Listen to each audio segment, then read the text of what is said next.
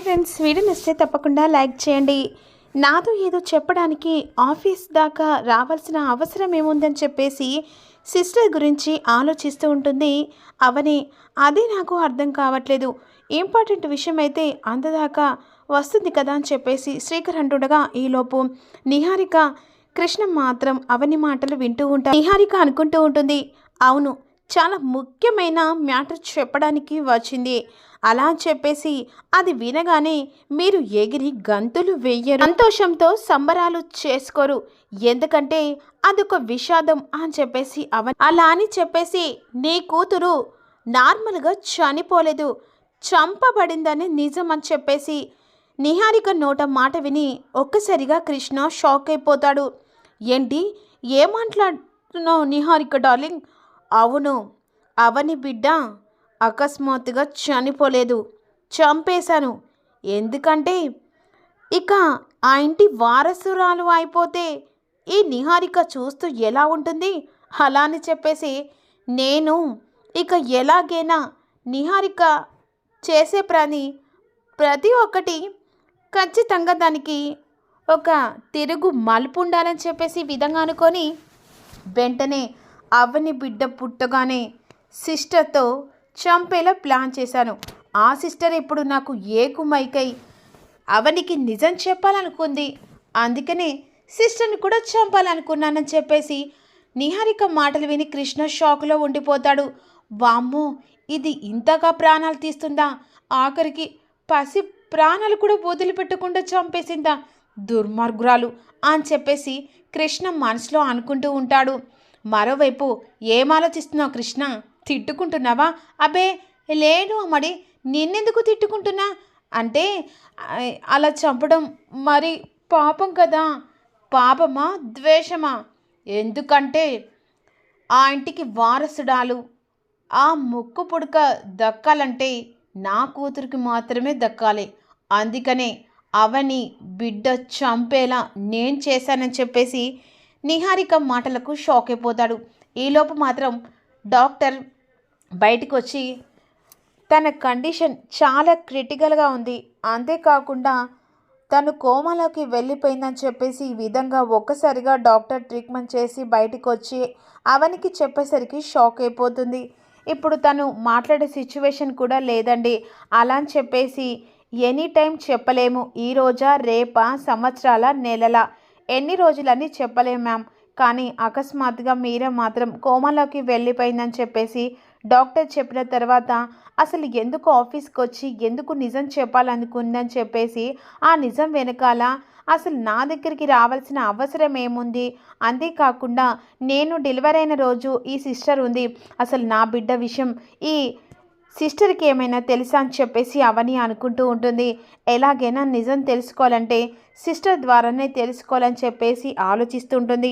మరోవైపు ఏమో ఇక నిహారిక డాక్టర్ చెప్పిన మాటలు విని ఎలా అయితేంది, కొన్ని రోజులు గ్యాప్ వచ్చింది, అది ఇప్పుడు ఎట్టి పరిస్థితుల్లో కోమాల నుంచి బయటపడే అవకాశం లేదు, కాకపోతే ఎప్పటికైనా ప్రమాదమే కాబట్టి దాన్ని ఏ రోజు టైం చూసుకొని ఇదే హాస్పిటల్లో చంపేస్తే ఓ పని పోతుంది, ఎందుకంటే కోమలకి వెళ్ళిన మనిషి చంపారని చెప్పేసి చచ్చిపోయిందని చెప్పేసి డాక్టర్ని కూడా నమ్మేయవచ్చు అని చెప్పేసి ఈ విధంగా నిహారిక ఆలోచిస్తూ ఉంటుంది. ఇక మరోవైపేమో హాస్పిటల్ నుంచి డాక్టర్ చెప్పిన మాటలు విని శ్రీకర్ అవని అక్కడి నుంచి వెళ్తుండగా వాళ్ళని గమనించి ఇక నిహారిక కృష్ణ అలా పక్కన ఉంటారు. ఎలా అయితేంది, కొన్ని రోజులు దీన్ని చంపే ఇక చచ్చిపోయే అవకాశం కూడా దీనికి దూరంలో ఉందిలే అని చెప్పేసి నిహారిక ఉన్ను మరోవైపు కృష్ణ కూడా వెళ్ళిపోతూ ఉంటారు. ఇక యజ్ఞం చేసిన తర్వాత ఈ విధంగా అనుకుంటూ ఉంటారు శాస్త్రి, ఎలాగైనా సరే ఇక అక్షయ తల్లిదండ్రులు ఎవరో నువ్వే చూపించాలి తల్లి, దారి చూపించాలని చెప్పేసి శాస్త్రి విధంగా అనుకుంటూ ఉండగా ఈలోపు మాత్రం తెల్లారుతుంది కదా. గుడి దగ్గరికి వస్తుంది అవని. గుడి దగ్గరకు వచ్చి ఈ విధంగా మనసులో బాధ అమ్మవారికి విన్నపించుకుంటూ ఉంటుంది. తల్లి, నా కూతురు ఎక్కడుందో తెలియదు, బ్రతికుందా లేకపోతే ఏదైందని కూడా తెలియదు, నీ అంశంతో పుట్టిన నా కూతురు అసలు నా కళ్ళ ముంగట లేకుండా బ్రతికుందా చనిపోయిందా అనేది, అది పురటిలోనే చనిపోయింది అనేది తట్టుకోలేని విషయం తల్లి. ఎలాగైనా సరే నా కూతుర్ని నాకు దగ్గర చేయి తల్లి అని చెప్పేసి ఈ విధంగా మొక్కుతుండగా ఈలోపు అక్షయ కూడా గుడి దగ్గరకు వచ్చి బాధపడుతూ ఉంటుంది.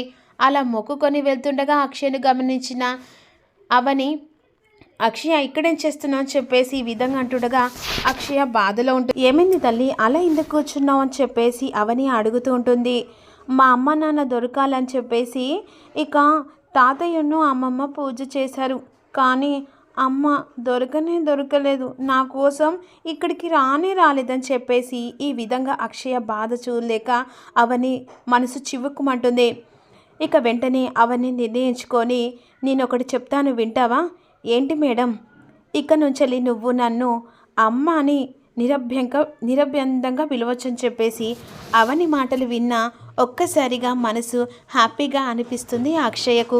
ఆ దేవుడు నిజంగానే మలుపు తిప్పాడు కనుక, ఎందుకంటే గుడి గంటలు మోగుతూ ఉంటాయి. ఈరోజు జరిపించిన ఆ యజ్ఞం పూజ రేపు ఫలిస్తుందని చెప్పేసి దేవుడు దారి చూపించాడు. ఇక ఎదురులేని మలుపుతోనే అవని అనుకోకుండానే అక్షయ్తో అమ్మ అని పిలిపించుకునేలా ఆ నోటి వాక్యాన బయటపడేలా చేశాడు. అక్షయ అడుగుతుంది, నిజంగానా నిన్ను అమ్మాని పిలవచ్చా? నేను చెప్తున్నా కదా తల్లి, ఎలాగైనా సరే నువ్వు ఇక నుంచి నన్ను అమ్మ అని పిలువు. నా కడుపున పుట్టకపోయినా సరే, నిన్ను 9 నెలలు మోయకపోయినా సరే, నువ్వు నా కూతురివి. నిన్ను నా గుండెల్లో పెట్టుకొని నా ప్రాణంలో చూసుకుంటానని చెప్పేసి అక్షయ్కు చెప్తూ ఉంటుంది. అవంతే కాదక్షయ, నువ్వు పిలిచే పిలుపుతో నేను అమ్మనవుతాను, నువ్వు బిడ్డవవుతావని చెప్పేసి అక్షయ్కు చెప్తుండగా అక్షయ్ మాత్రం మనసులో చాలా మురిసిపోతూ ఉంటుంది. ఆ కడుపున 9 నెలలు నేను మోయకపోయినా సరే, నీ పిలుపులో అమ్మతనాన్ని ఒక్కసారి నువ్వు నోరారా పిలుస్తే నేను నిన్ను కడుపు నిండా మోసినట్టుగా అనుకుంటాను. అమ్మాని పిలువమమ్మా అని చెప్పేసి అక్షయను అవని అంటుండగా అప్పుడు వెంటనే అక్షయ అమ్మ అని చెప్పేసి పిలిచేసరికి లోకంలో ఉన్న ఒక్కసారిగా ఉరుములు మెరుపులు వస్తూ ఉంటాయి. ఎందుకంటే విధి లీలకు తల వంచక తప్పదు కదా. ఇక ఎన్ని సంవత్సరాల నుంచి ఎదురు చూసిన అక్షయ ఈరోజు మాత్రం అమ్మ పిలుపుకు దగ్గరయ్యింది. అందుకనే అవని నోట అమ్మ అని చెప్పేసి ఇన్ని రోజుల తర్వాత ఇక అలా బయటపడింది. అప్పుడు అక్షయ అవనిని అమ్మ అని పిలుస్తుంది.